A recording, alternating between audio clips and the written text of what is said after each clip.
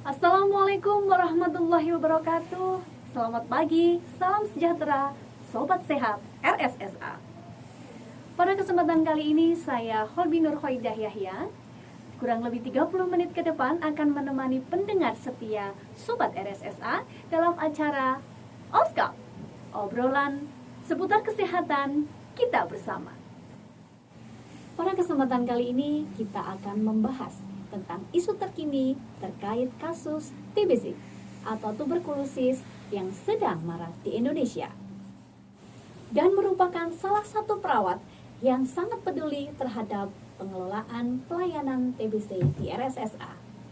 Tanpa berlama-lama lagi, kita sambut Bapak Didi Nur Wahyudi AMDK.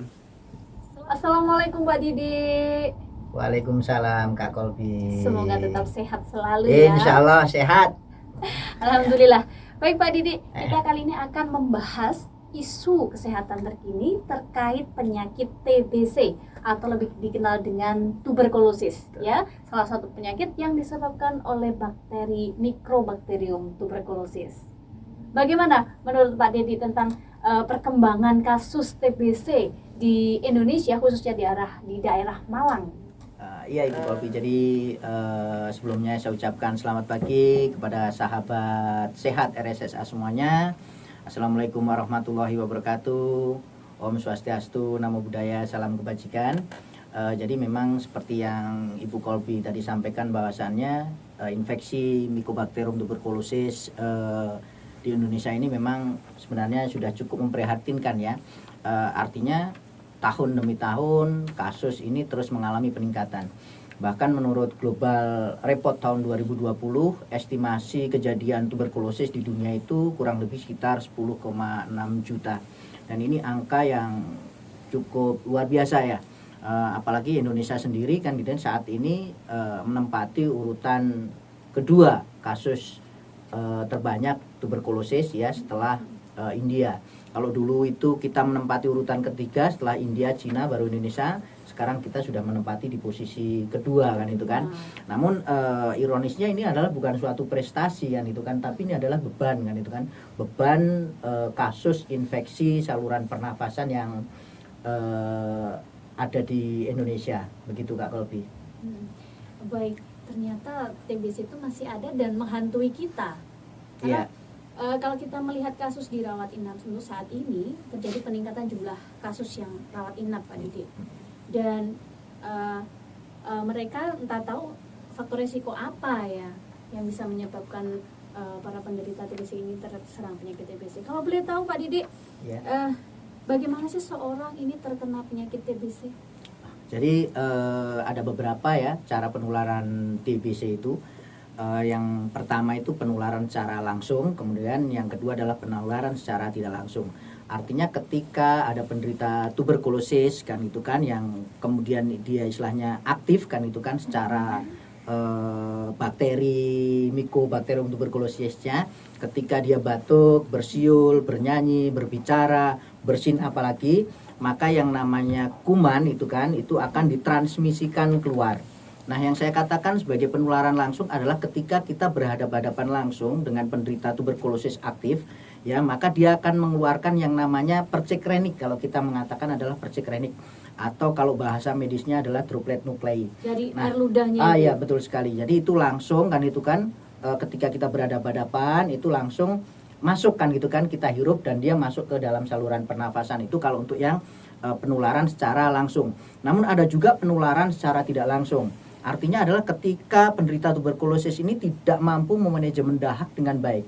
Ya, sebaiknya memang dahak itu harus dimanajemen kan gitu kan.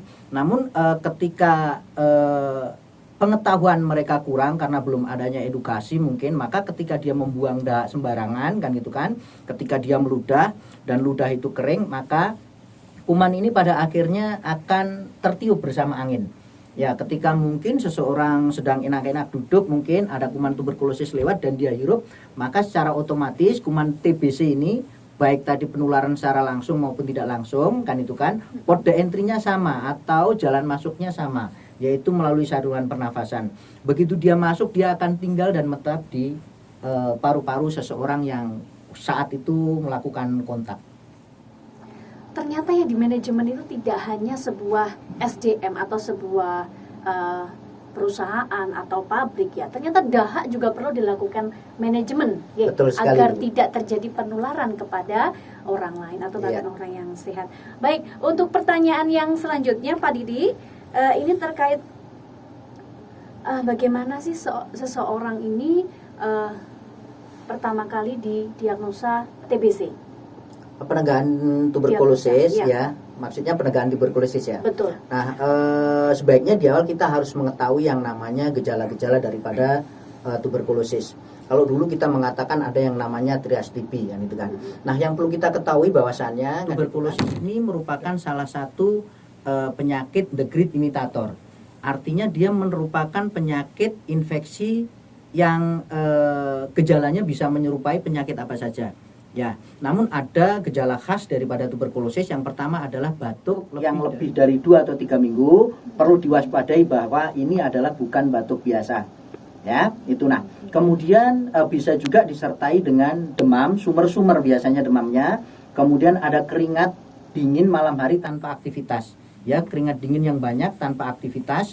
Kemudian juga bisa disertai dengan penurunan nafsu makan, bisa juga ada nyeri dada, bisa juga ada batuk darah. Ini adalah gejala-gejala daripada tuberkulosis. Nah, bagaimana cara penegakan diagnosisnya kan gitu kan? Nah, kalau sekarang penegakan diagnosisnya kan itu kan ketika seseorang ini menderita batuk, maka sebaiknya mereka harus melakukan pemeriksaan ke fasilitas pelayanan kesehatan terdekat, baik itu di dokter swasta, klinik swasta ataupun rumah sakit pemerintah. Nah, di situ nanti istilahnya suspek ya, boleh dikatakan dia adalah suspek atau terduga tuberkulosis, maka di situ dia akan dilakukan screening, pemeriksaan yang pertama adalah pemeriksaan bakteriologis dalam bentuk pemeriksaan smear BTA, kemudian pemeriksaan mikrobiologi, kemudian pemeriksaan biakan tuberkulosis kan itu kan untuk melihat ada atau tidaknya kuman itu pada tubuh seseorang. Ya. Kemudian langkah selanjutnya adalah pemeriksaan foto dada. Ya, ini untuk melihat adakah luka kan gitu kan, atau kalau bahasa medis itu namanya lesi kan itu kan. Adakah lesi yang mengindikasikan bahwa seseorang ini memang terinfeksi tuberkulosis. Ya, ini adalah untuk penegakan diagnosis. Karena yang perlu kita ingat, hanya saja yang perlu kita ingat bahwasanya penegakan tuberkulosis diagnosisnya tidak boleh hanya menggunakan foto dada saja. Ya, pemeriksaan baku emasnya tetap menggunakan pemeriksaan mikrobiologi. Ya, dalam hal ini adalah pemeriksaan bakteri mikroskopis ya, di mana medianya bisa dahak kan gitu kan. Kemudian bisa juga cairan kan gitu kan. Yang paling sering kalau untuk cairan adalah mereka-mereka yang terinfeksi tuberkulosis yang ekstraparu atau biasa dikatakan sebagai tuberkulosis yang bukan karena terinfeksi di paru-parunya tapi di luar paru-paru begitu. Ibu Kolbi. Atau itu Pak biasanya ada cairan yang diambil di paru itu betul gitu Pak? Yang diperiksakan gitu Pak? Kalau yang pada paru benar memang dilakukan kultur, namun acap kali kan itu kan acap kali tidak ditemukan bakteri tuberkulosis. Ya itu. Iya.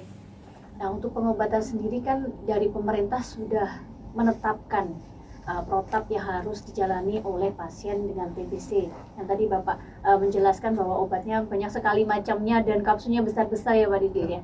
Nah, panjenengan saat ini berdinas di Poliklinik TB. Nah, kendala apa sih yang ditemui oleh Pak Didi maupun teman-teman terkait proses pemberian pengobatan atau terapi bagi pasien? Ya, terima kasih ya sebelumnya. Kebetulan saya berada di klinik TBC resisten obat. Artinya klinik TBC resisten obat ini memang untuk TBC-TBC yang memang sudah mengalami kekebalan terhadap obat-obat primer yang sudah diberikan sebelumnya. Nah, dengan pengobatan TBC resisten obat ini tantangannya akan makin berat. Banyak sekali kendala-kendala yang bisa ditemukan di situ. Karena obatnya, jumlah obatnya itu tidak sedikit. Yang pertama. Yang kedua, masa pengobatannya itu bisa memakan waktu kurang lebih sekitar 18 bulan. Dan itu kan ini bukan sesuatu yang mudah. Hanya pasien-pasien yang luar biasa saja yang keinginan sembuhnya terbangun dengan baik saja, yang kebanyakan dia bisa menyelesaikan pengobatan. Nah, kemudian efek samping yang diderita pasien sendiri ketika melakukan pengobatan itu juga tidak sedikit. Banyak sekali efek samping yang bisa ditemukan, mulai kepala sampai dengan kaki. Contoh misalnya kalau dari kepala saja bisa terjadi kerontokan rambut, kemudian beruban jauh lebih cepat. Kalau kita turun sedikit ke telinga bisa terjadi gangguan pendengaran. Kita masuk sedikit ke mata itu bisa terjadi pandangan kabur. Bahkan ada kalanya penderita tuberkulosis itu mengalami buta warna, tidak bisa membedakan antara warna merah dan warna hijau. Ini akibat daripada efek samping obat. Turun sedikit ke hidung itu bisa terjadi meler. Turun lagi ke tenggorokan bisa nyeri telan. Ke mulut ini rasanya bisa seperti yang namanya metallic taste atau rasa seperti logam ketika makan sesuatu. Tidak ada rasa, terasa pahit dan sebagainya. Turun sedikit bisa terjadi istilahnya gangguan irama jantung. Turun sedikit bisa terjadi diare, mual dan sebagainya. Turun lagi sedikit bisa terjadi frigiditas. Ya, artinya mereka yang melakukan pengobatan kadang-kadang akan ada terganggu di 1%-nya tadi. Ya, turun ke kaki bisa terjadi linu, bisa terjadi nyeri otot, tulang dan sendi. Bahkan yang paling ekstrim dan ini kebanyakan mereka yang muda-muda sedikit risih ketika melakukan pengobatan adalah ketika terjadinya perubahan warna kulit menjadi jauh lebih gelap dari sebelumnya. Itu. Jadi memang mental dari pasien ini harus disiapkan terlebih Betul dahulu. sekali. Ya. Tidak hanya finansial ya Pak ya. Karena pengobatan setahu saya gratis ya Pak Didi ya. Gratis, pengobatan pemerintah. gratis. Bahkan pengobatan tuberkulosis ini ada support dana dari pemerintah kan itu kan yang namanya kita namakan enabler. Ini adalah bentuk support transportasi bagi mereka yang melakukan pengobatan. Nah itu dari pemerintah, alhamdulillah kan, alhamdulillah pemerintah Indonesia masih cukup baik dalam hal itu. Di samping pengobatannya gratis, mereka masih dapat support dana untuk melakukan pengobatan tersebut dan sampai dengan tuntas istilahnya begitu. Untuk hal yang menarik tadi saya garis bawahi bahwa dalam proses pengobatan ini tidak hanya dari pasien saja, perlu dukungan atau support system Pak Didi ya. Mungkin Pak Didi bisa menceritakan pengalamannya saat ada di Poli TB terkait support system bagi pasien-pasien TB. Ya, jadi begini, support system itu memang merupakan sesuatu yang penting kan gitu kan. Makanya ketika pasien ini terdiagnosa TB dan dia datang melakukan kunjungan ke tempat kami, ketika dia datang sendiri, mohon maaf, bukan kami menolak pasien tidak, tapi kan itu kan kita harus pastikan dia datang dengan keluarganya. Harus bersama keluarganya atau orang terdekat. Ternyata dalam proses pengobatan pasien TBC ini tidak hanya membutuhkan dari diri pasien itu sendiri. Betul. Yang perlu saya garis bawahi tadi perkataan dari Pak Didi bahwa dibutuhkan suatu dukungan, support system untuk mendukung mereka penderita TB menjalani pengobatan hingga tuntas. Bagaimana menurut Pak Didi? Support system ini merupakan hal yang penting. Perlu kita ingat, pengobatan yang tidak sebentar dengan obat yang tidak sedikit, maka akan menimbulkan perasaan bosan pada penderita tuberkulosis ketika menjalani pengobatan. Sehingga support system ini merupakan sesuatu yang memang penting gitu loh, merupakan sesuatu yang penting. Artinya keluarga ini sebagai support system yang terbaik sebenarnya. Betul sekali. Karena tanpa dukungan keluarga, pasien ini akan apa ya istilahnya ya? Ya karena pengobatannya tadi lama itu loh, akan menemukan kebosanan, kemudian kejenuhan, belum lagi nanti disertai efek samping yang tidak sedikit kan. Tapi support system dari keluarga saja tidak cukup. Harus ada support system dari luar. Misalnya penggiat tuberkulosis kan gitu kan, kemudian pendidik sebaya, kemudian social worker, mereka butuh itu juga. Artinya tuberkulosis ini bukan masalah kita saja. Tuberkulosis ini masalah kita semua. Ya, sehingga siapapun itu mempunyai tanggung jawab dan peran untuk memberikan support ataupun dukungan terhadap keberlangsungan komitmen daripada pasien tuberkulosis yang menjalani pengobatan. Jadi sukarelawan yang memiliki visi untuk membantu mereka yang menderita TB dalam menuntaskan gitu Pak ya program pengobatan. Betul sekali Kak Kolbi. Baik pemirsa, pendengar setia dari Sobat Sehat RSSA, kita akan melanjutkan untuk pertanyaan yang selanjutnya. Masih siap ya Pak Didi ya? Insya Allah siap. Oke. Baik. Begini Pak Didi, terkait kita merupakan kita adalah perawat RSSA salah satu pelayanan utama khususnya di lingkungan Provinsi Jawa Timur juga konsisten dalam proses pengobatan pelayanan penyakit TBC ini untuk mendukung Stop TBC. Bagaimana Pak Didi bisa menceritakan pelayanan di RSSA? RSSA ini sungguh luar biasa ya. Terbukti dengan apa?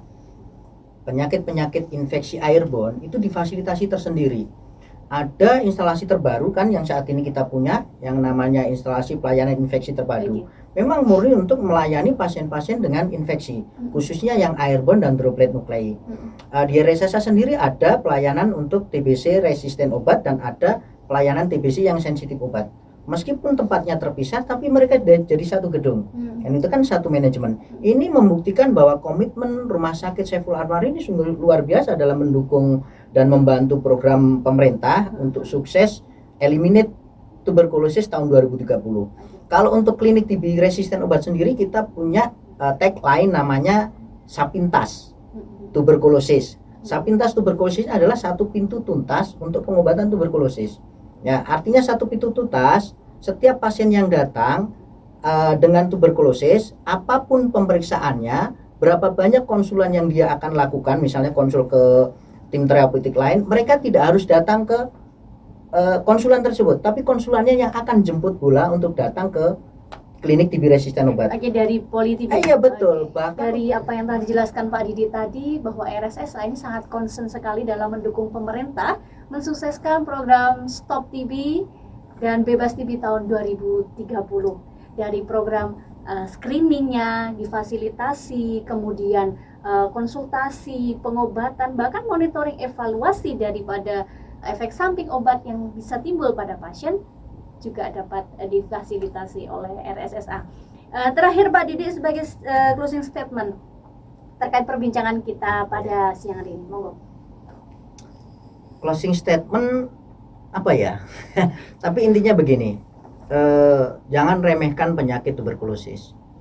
Penyakit tuberkulosis ini memang masih cukup menjadi beban, bukan hanya di Indonesia, tapi juga global. Artinya dunia pun merasakan bahwa tuberkulosis ini merupakan infeksi yang masih cukup serius untuk bisa segera diselesaikan. Maka kembali lagi, tuberkulosis bisa merenggut kebahagiaan seseorang, baik fisik maupun mentalnya. Maka sekali lagi pesan juga untuk teman-teman yang saat ini juga sedang menjalani pengobatan, mudah-mudahan diberikan kemudahan dalam berproses untuk mendapatkan kesembuhan itu. Kemudian setelah Bapak Ibu semuanya nanti dinyatakan selesai pengobatan, bukan berarti semua selesai, gitu kan. Pertahankan gaya hidup yang memang sudah kita berikan dalam bentuk edukasi itu dipertahankan, yang baik tetap dipertahankan ya, sehingga memang kesembuhan yang paripurna itulah yang memang harus menjadi hasil akhir daripada perjuangan Bapak Ibu dalam menjalani pengobatan tuberkulosis saat ini. Baik, terima kasih Pak Didi atas waktunya. Mohon maaf. Sama-sama. Baik, pendengar Sobat Sehat RSSA, kita harus peduli terhadap lingkungan sekitar kita, termasuk gejala juga yang ada pada tubuh kita apabila Bapak Ibu di rumah, pendengar setia Sobat Sehat RSSA, menderita batuk lebih dari 2 hingga 3 minggu, bahkan lebih, panjenengan harus aware untuk memeriksakan diri di klinik terdekat atau di puskesmas. Bahkan kalau dekat dengan rumah sakit, silahkan ke rumah sakit untuk memeriksakan diri. Jangan sampai Anda terlambat untuk mendapatkan pertolongan dari fasilitas kesehatan. Jalan-jalan ke Pulau Bali, jangan lupa membeli oleh-olehnya. Cukup sekian edisi Oskap kali ini. Sampai bertemu di episode selanjutnya. Salam Sobat Sehat RSSA. Tos TBC. Temukan, obati sampai sembuh tuberkulosis. Wassalamualaikum warahmatullahi wabarakatuh.